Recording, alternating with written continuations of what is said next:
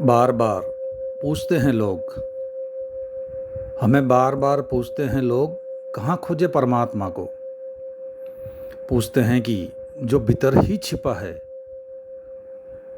वह भूल कैसे गया है। लोग पूछते हैं कि जो इतना करीब है, हृदय की धड़कन भी उतनी करीब नहीं, सांसें भी उतनी पास नहीं स्वयं के, वह भी बिछड़ कैसे गया है। जो मैं स्वयं ही हूँ उससे भी विस्मृति कैसे हो गई है।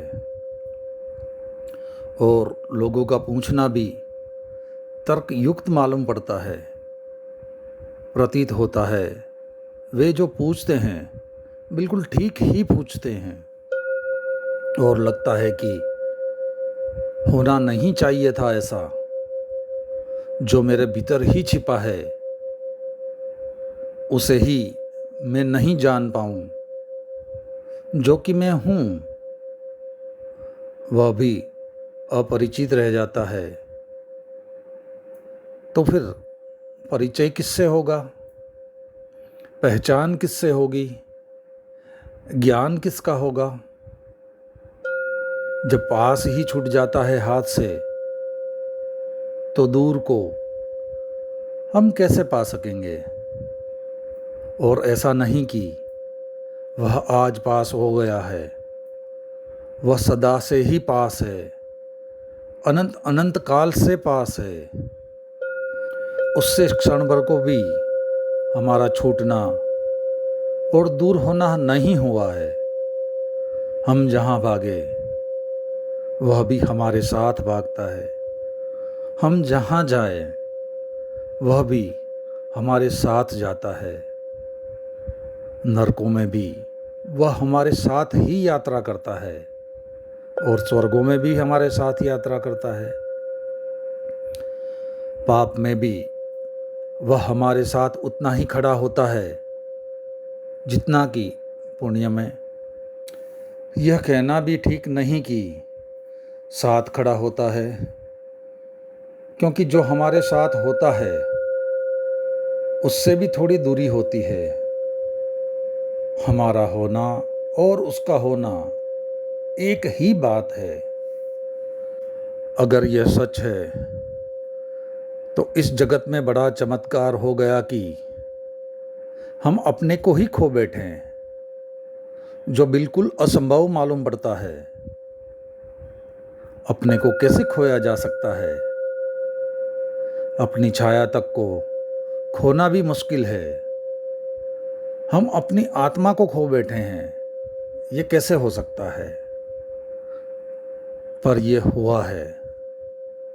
उसके होने की घटना कैसे घटती है, वही इस सूत्र का सार है।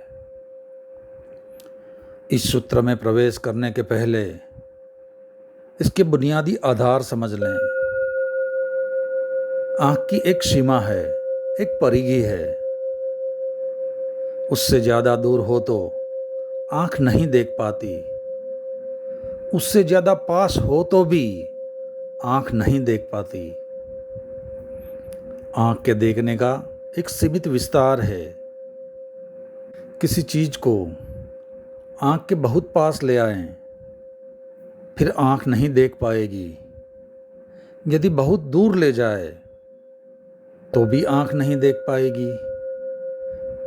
तो एक क्षेत्र है जहाँ आँख देखती है, और एक क्षेत्र के उस पार या इस पार आँख अंधी हो जाती है। और आप तो इतने निकट है कि आँख के पास ही नहीं है, आँख के पीछे है। और यही अड़चन है। ऐसा समझे कि दर्पण के सामने खड़े हैं तो एक खास दूरी से दर्पण पर ठीक प्रतिबिंब बनता है। अगर बहुत दूर चले जाए तो फिर दर्पण पर भी प्रतिबिंब नहीं बनेगा।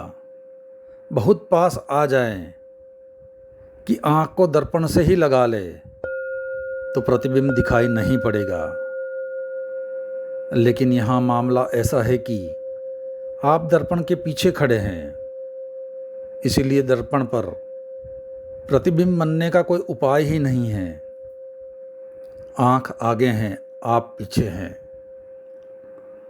आँख देखती है उसको जो आँख के आगे हो। आँख उसको कैसे देखे जो आँख के पीछे है। कान सुनते हैं उसको जो कान के बाहर है। कान उसको कैसे सुने जो कान के भीतर है। आँख बाहर खुलती है, कान भी बाहर खुलते हैं। मैं आपको छू सकता हूँ, अपने को कैसे छूऊं? और अगर अपने शरीर को भी छू लेता हूँ इसीलिए, तो वह इसीलिए कि शरीर भी मैं नहीं हूँ, वह भी पराया है, इसीलिए छू लेता हूँ। लेकिन जो मैं हूँ, जो छू रहा हूँ, उसे कैसे छूऊं? उसे किससे छूऊं? इसीलिए ही हाथ सब छू लेते हैं और खुद को ही नहीं छू पाते हैं। आँख सब देख लेती है और खुद को ही नहीं देख पाती है। हम अपने लिए बिल्कुल अंधे हैं। हमारी कोई इंद्रिय काम की नहीं है। जिन इंद्रियों से हम परिचित है वे कोई भी काम की नहीं है। अगर कोई और इंद्रिय का उद्घाटन ना हो जो भीतर देखती हो, अगर कोई आँख न खुल जाए जो भीतर देखती हो, जो पीछे देखती हो, जो उल्टा देखती हो, कोई कान न खुल जाए जिस पर भीतर की ध्वनि तरंगे भी प्रभाव लाती हो, तब तक हम स्वयं को देख और जान और सुन न पाएंगे। तब तक स्वयं को छूने का कोई उपाय नहीं है। इसीलिए हम कह सकते हैं जो निकट है वह चूक जाता है, जो निकट से भी निकट है वह असंभव है।